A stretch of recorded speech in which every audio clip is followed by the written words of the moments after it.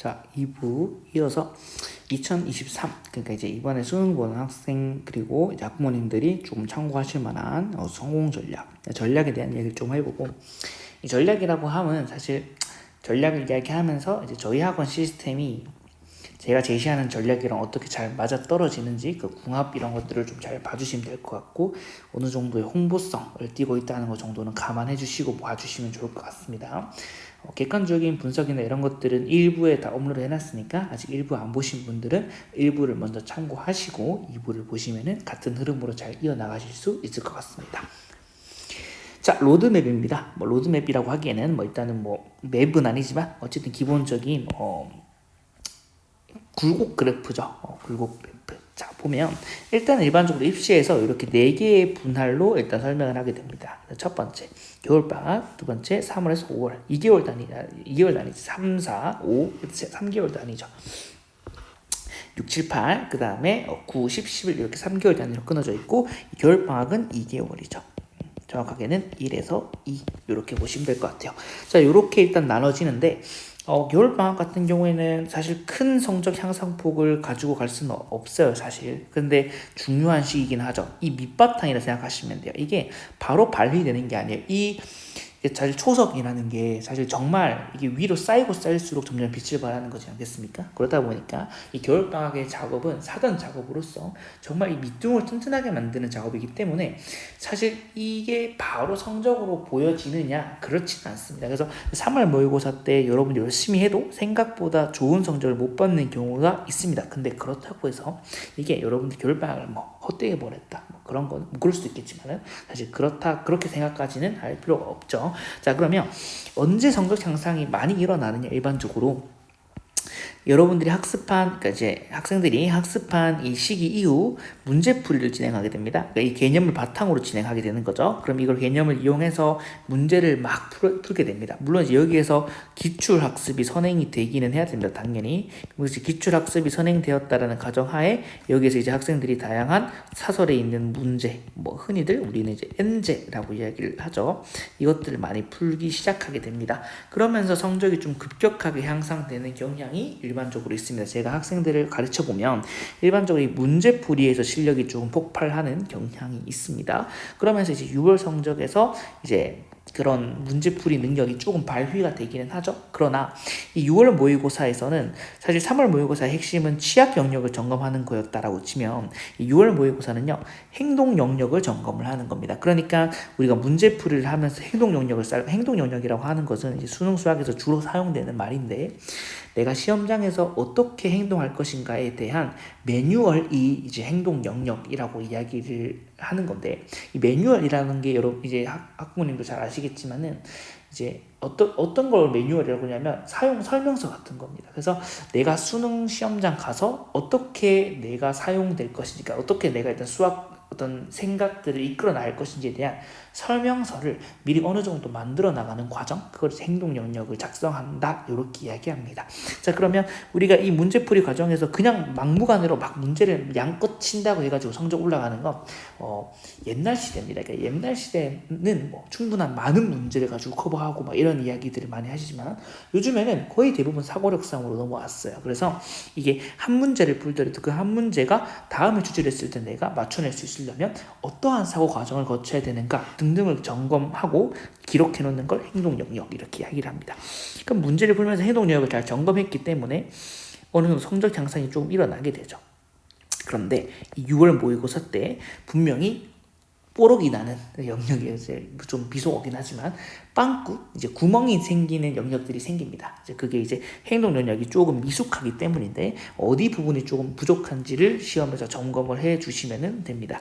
그런 다음에 이제 이걸 바탕으로 사고를 교정하게 되겠죠. 이제 내가 어떤 부분들에서 디테일하게, 이제 사실 여기까지는 그냥 문제를 많이 풀고 그리고 또 행동 영역을 잘 다듬으면서 어느 정도 양치기, 이제 흔히 이야기하는 양치기죠. 그러니까 이제 양을 많이 늘려서 실력 향상을 도모하는 걸 이야기하는데, 양치기와 그리고 일단 질적인 문제를 많이 풀어봄으로써 성적 향상을 이뤘는데, 이제 여기서부터는 조금 디테일하게 조금 더 내가 사고를 빠르게 하고 조금 더 접근을 빠르게 하려면 어떤 식으로 사고를 하는 게 좋을 것인가에 대한 교정 작업이 들어갑니다. 요거는 일단은 저희 학원에서는 1대1로 코칭하면서 애들의 풀이 같은 것들을 하나하나씩 조금 이제 집요하게 수정해주는 그런 작업을 하게 됩니다.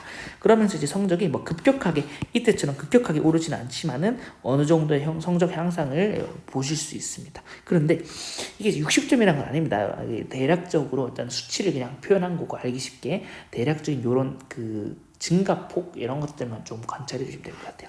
근데 이 시기에서 조금 감소하게 됩니다. 이 시기가 대략 9월 직전 정도가 됩니다. 여름방학입니다. 여름방학.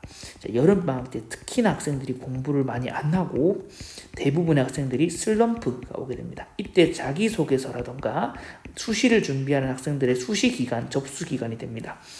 자, 이때 정시하는 친구들은 크게 흔들리기 시작합니다. 왜 그러냐면 지금까지 같이 공부해왔던 친구들이 수시로 지원을 하는데 본인은 수시를 지원하지 않기 때문에 정시 공부하는 데에서 의욕을 쉽게 잃게 됩니다. 그러다 보니 이제 흔들리기 시작하고 공부할 의욕을 많이 잃습니다.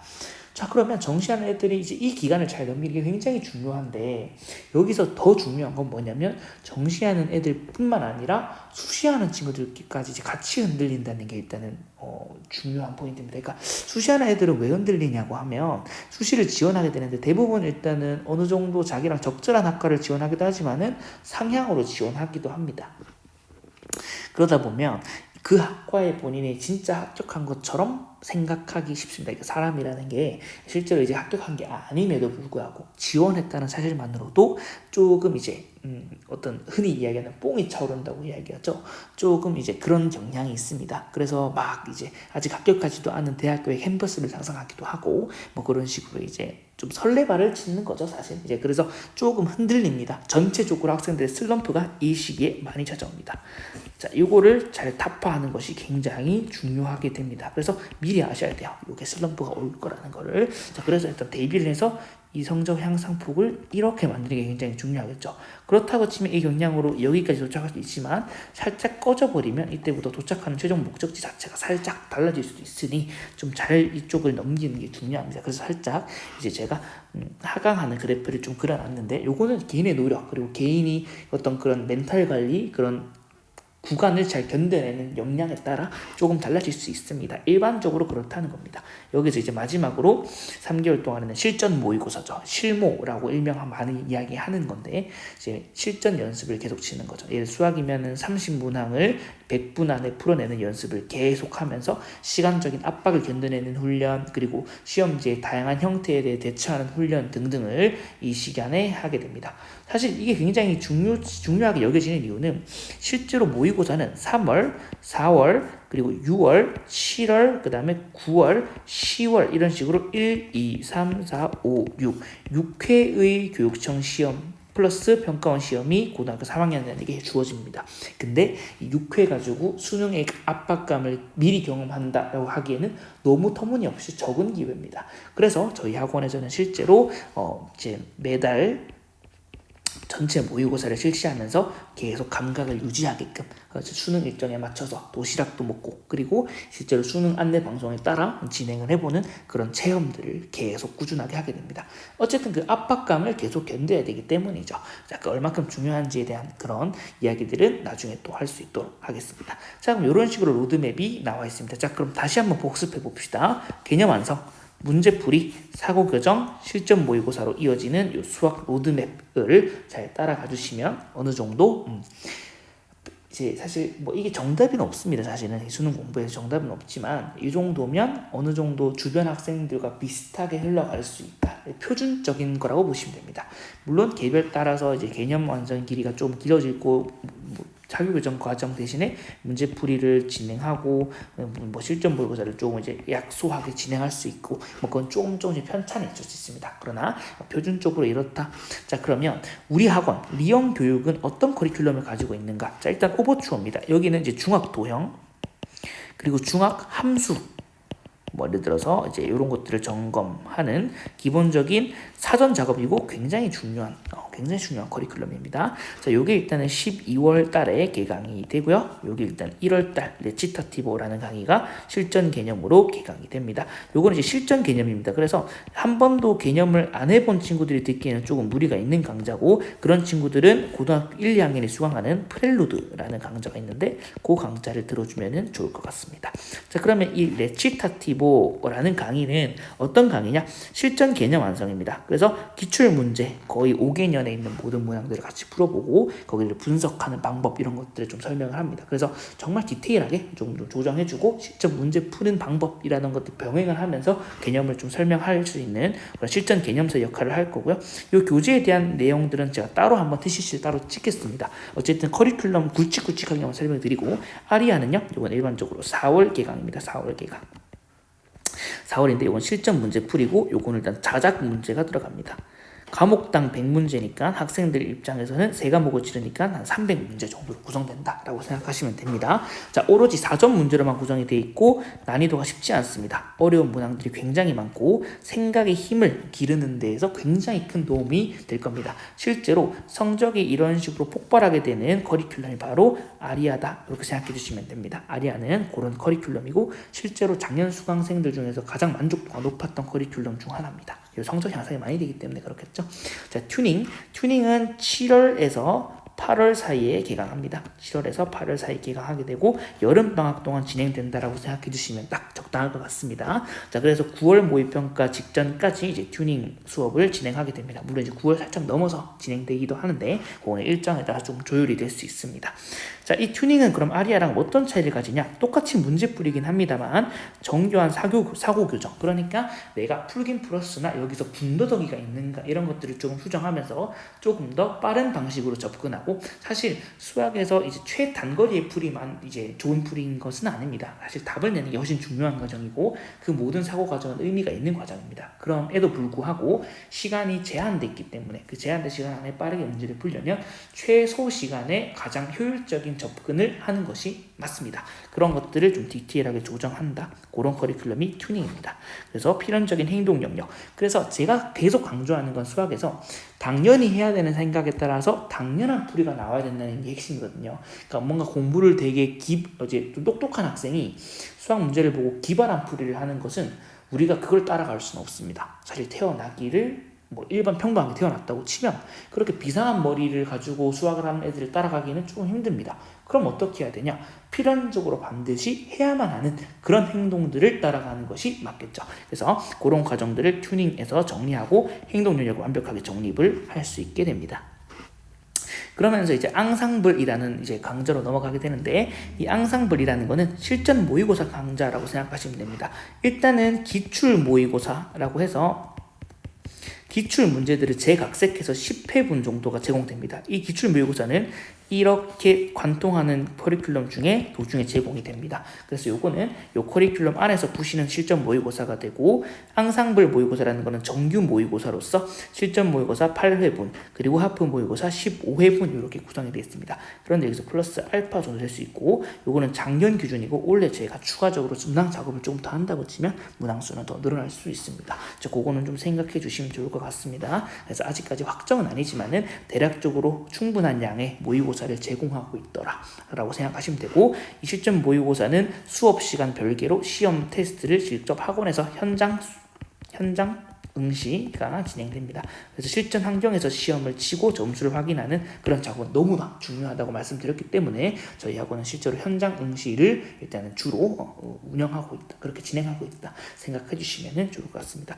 실제로 이거는 수업 외적으로 진행되는 거고, 그리고 해설 강의도 수업 중에 하지 않습니다. 해설 강의도 인강으로 제공이 되기 때문에 학생들이 어쨌든 수업 진도랑 별개로 계속 실전 감각을 유지하는데 훌륭한 보조 자료가 될 겁니다. 이거는 작년에 이미 강의를 다 촬영을 해놓은 것도 있고 올해 버전으로 조금 수정해가지고 다시 문항을 좀 조정할 그런 계획입니다. 자, 앙상블은 어쨌든 실전 모의고사 계획이다 생각하시면 되고, 이 실전 모의고사는 그럼 어쨌든 인강으로 제공되니까 수업에 하는 거는 아니라고 말씀을 드렸습니다. 그러면 수업 때는 어떤 수업을 하느냐? 파이널은 요겁니다. 모놀로그와 커튼콜. 자, 모놀로그는 이 커리큘럼을 관통하는 문제들 중에서 괜찮은 문제, 그러니까 좋은 문제들, 베스트 문제들을 좀 선별해서 모놀로그를 다시 풀어보는 겁니다. 그래서 지금까지 풀었던 문제들 중에 수많은 문제를 풀었을 거 아닙니까? 그 문제들 중에서 조금 괜찮은 문제들, 제가 생각하기에 출제 가능성이 조금 높다 이런 문제들 모아서 풀게 됩니다. 그런 다음에 이제 수능 2, 3주 직전에 커튼콜이라는 강좌가 생기는데, 이 강좌는 일단은 EBS 수특수완이 선별되어서 들어가고 그대로 들어가지 않고 변형돼서 들어갑니다. 그래서 수능에 맞게, 수능 입맛에 맞게 평가원의 시선으로 재각색이 되고요. 플러스 당해년도 6월, 9월 주요 문항을 다시 풀어볼 수 있게 됩니다. 이것도 일단 변형이 가미될 수 있도록 노력을 좀 해보겠습니다. 이런 식으로 해서 이 커튼콜까지는 이제 마무리해주면은 수험생들의 모든 커리큘럼이 마무리가 됩니다. 물론 이제 리언 교육은 이 수능이 끝나고 나서도 입시 상담이라던가 이런 것들이 계속 진행되니까 학생들의 관리는 무료로 계속 진행된다는 점, 요거까지 메리트로 챙겨주시면 좋을 것 같습니다.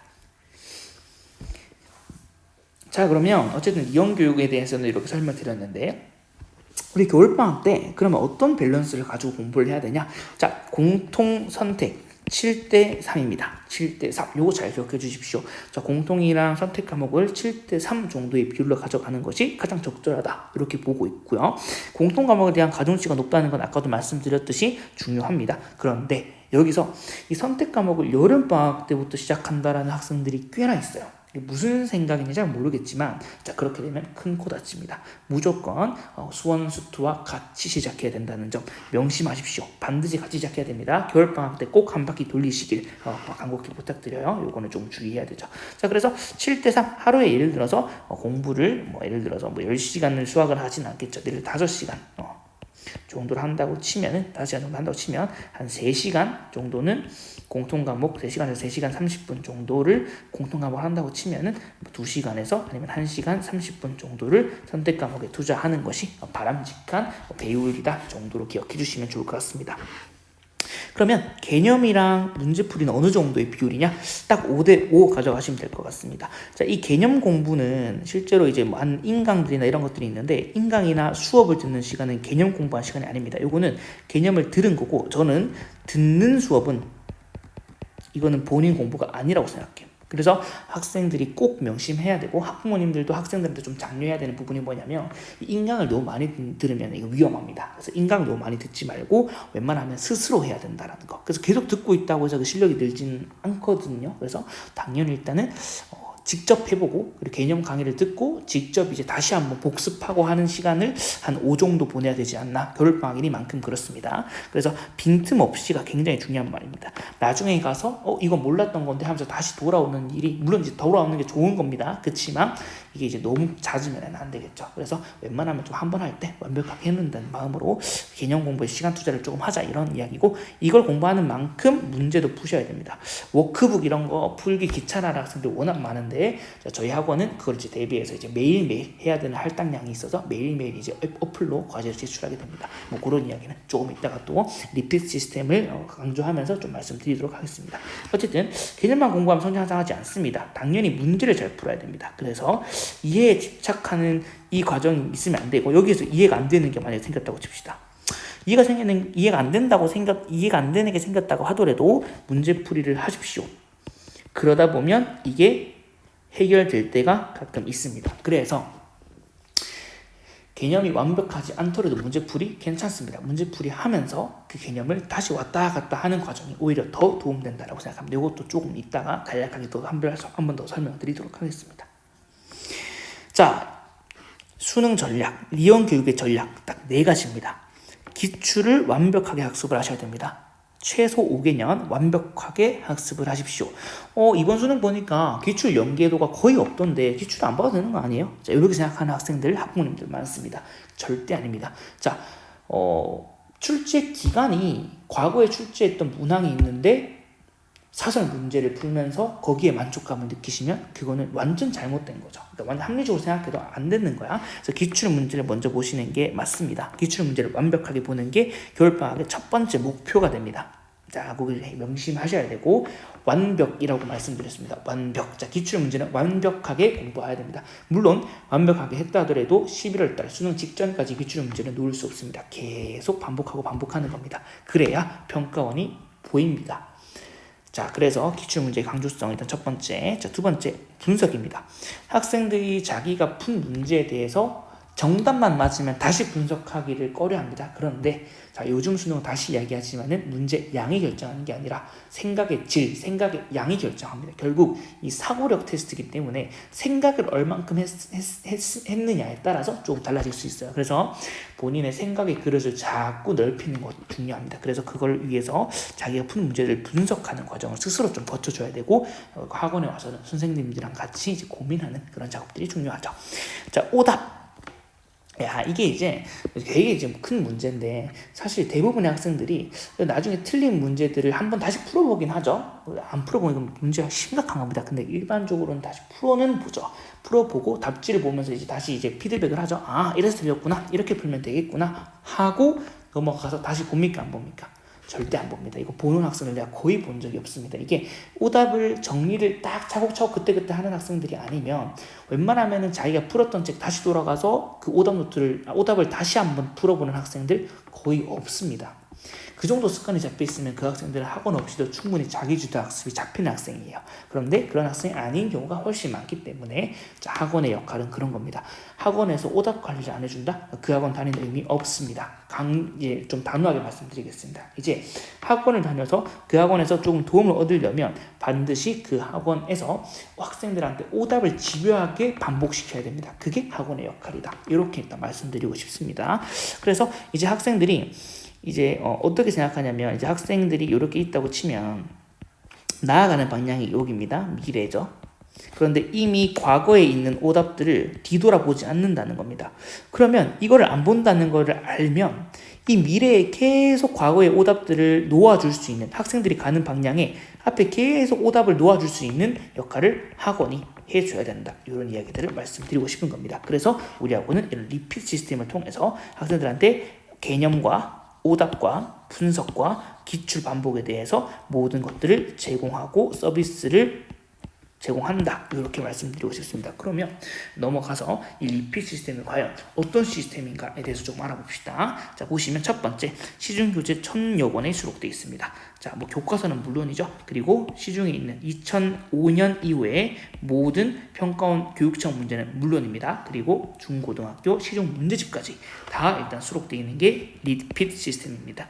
이 리핏 시스템은 단순히 문항을 갖고 있다는 것이 아닙니다. 이거는 그냥 문제집을 사면 갖고 있는 겁니다. 그런데 그게 아니라 단원별, 유형별, 난이도별 분류 작업까지 완료되어 있는 상태이기 때문에 예를 들어 내가 미분 계수의 정이라는 유형이 조금 약한 것 같다. 꼴 조작. 그 중에서도 꼴 조작에 약하다. 그랬을 때에 이거를 딱 클릭했을 때 이 교재 이게 다 추출돼서 이쪽으로 다 한 번에 모아둘 수 있는 그런 시스템이 마련되어 있고 난이도별로 예를 들어서 뭐 난이도 정답률 한 뭐 이제 80%에서 60% 정답률의 문제를 풀어보고 싶다. 그거 선택하면 쫙 모아주는 그런 식의 분류 작업까지 완료됐다는 게 포인트입니다. 그 분류 작업해서 가지고 있다라는 거 또한 그 시중 교재 문제들을 AI 시스템으로 변형할 수 있다는 거.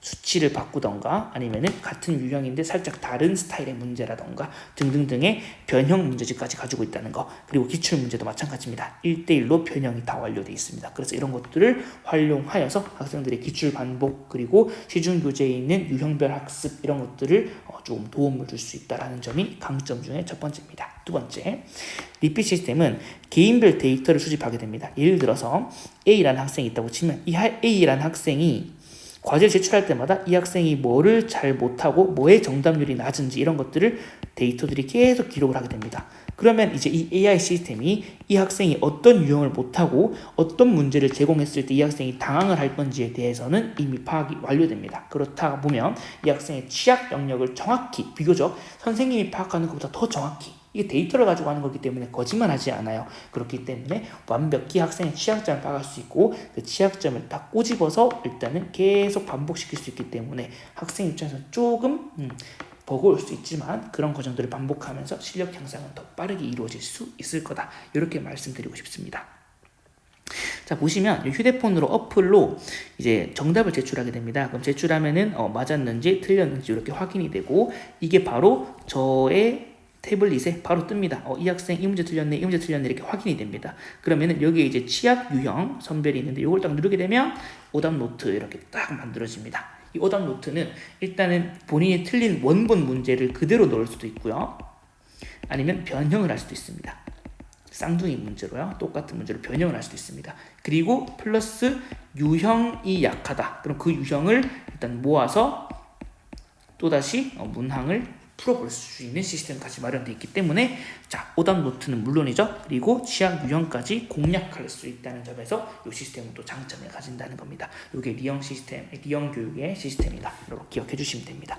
그 다음에 이제 학생 개인별 월간 레포트를 제공합니다. 학생이 이제 어떤 영역에서 어떤 정도의 퍼센트지를 가지는지, 문제 해결력은 어떻고, 도형 해결력은 어떻고, 그리고 이제 뭐 계산력은 어떻고 이런 등등등에 대한 분석, 디테일한 분석들을 그래프로 시각적으로 일단 나타내서 학부모님들이 쉽게 확인할 수 있도록, 자세하게는 몰라도 학생이 이게 부족하고 이게 잘하고 있구나 이런 것들을 직관적으로 알 수 있는 리포트들을 제공을 하게 됩니다. 여기에다가는 이제 담임 선생님의 소견 이런 것들도 다 들어가기 때문에 주관적인 데이터, 주관적인 데이터 아니죠. 객관적인 데이터와 또 주관적인 의견까지 합산되어서 월별로 이제 레포트가 제공됩니다. 여기는 이제 출결 사항까지 같이 들어가죠, 당연히. 그래서 학생들을 어떻게 관리하고 이런 것들이 고스란히 적나라하게 드러나 있는 레포트로 학부모님들한테 계속 제공되고 있다는 점, 그게 일단 리형 시스템의 장점이 또 되겠습니다. 그리고 이제 전국 학생들에 비해서 어느 정도의 위치, 어느 정도의 문항을 풀고 평균에 비해서 어떤 정도의 성취도를 가지고 있는지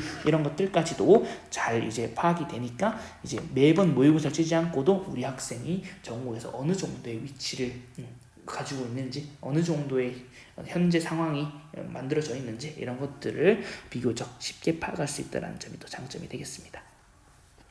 자, 이제 2부는 여기까지고 이제 수험생활 노하우에 대한 이야기인데, 자, 여기서는 제가 간략하게 설명하겠습니다. 첫 번째, 구매한 책을 끝까지 보십시오. 자, 여기 읽어보시면 알겠지만, 자, 딴 책 막 자꾸 눈 돌리고 추천하는 거마저 귀 얇아가지고 막 다 사고 이러시면 안 됩니다. 구매한 끝까지 봐라. 두 번째, 남 시선을 의식하지 마라.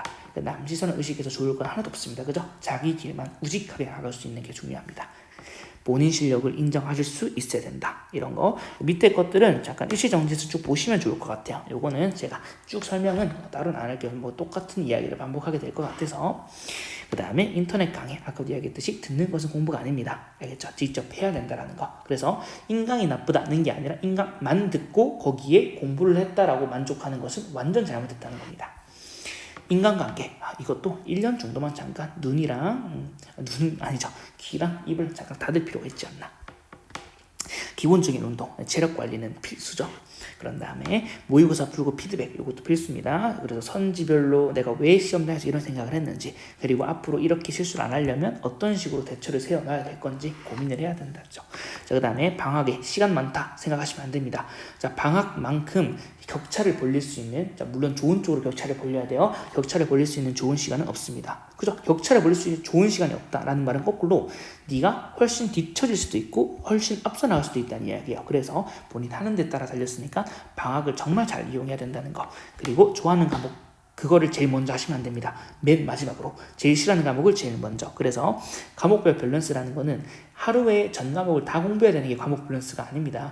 본인이 싫어하는 과목을 더 많이 공부하고 좋아하는 과목을 더 적게 하는 게 밸런스입니다. 그러니까 이런 거죠. 기울어진 운동장에 공을 가운데 넣었던 거는 그거는 제대로 된 게 아닙니다. 그죠? 그러니까 실제로 이제 기울어져 있으면 그걸 수평을 맞출 수 있는 게 밸런스가 되는 거죠. 그래서 균형이라고 하는 것은 언제나 현 상황에 빗대어서 자기의 현재 상황을 파악을 한 다음에 이제 계획을 짜는 게, 그게 밸런스라는 거 기억을 해주시고, 공부 자극, 요즘에 유튜브에 차고 넘치는 게 공부 자극입니다. 이제 그런 거에서 자꾸 이제 돌아다니면서 공부 자극을 참고하고 그거에 자꾸 이제 공부 자극 없이는 이제 아무것도 못하는 그런 의존적인 삶을 살면 안 되겠죠. 항상 동기는 내부에서 나올 때 가장 지속력이 높다는 거. 열심히 했다고 착각하면 안 됩니다. 이게 오래 앉아있다고 해가지고 열심히 한 게 아니라는 거. 그래서 여러분들 항상 이제 인강 듣고 이런 거에 자꾸 만족감 느끼시면 안 되고, 스스로 하고, 그리고 진짜 머리 아픈 공부, 모르는 걸 공부했을 때 진짜 내가 공부했구나 받아들일 수 있어야 됩니다. 자, 겨울방학에는 모두가 정시입니다.